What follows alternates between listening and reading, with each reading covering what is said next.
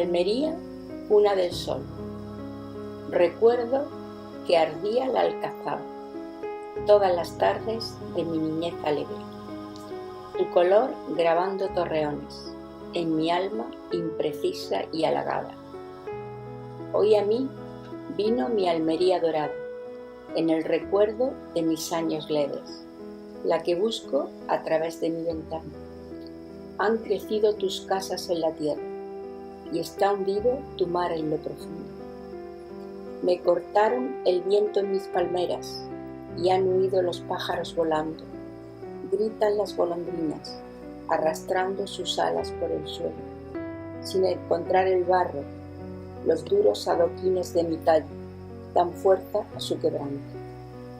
La tarde se despide sin incendios, solo mis recuerdos alumbrando, y de pronto el telón de tus paredes cobija tu luz que va menguando. Almería está aquí y la orilla del mar sigue brillando. Otras niñas que miran hacia arriba ven incendios donde yo veo llantos.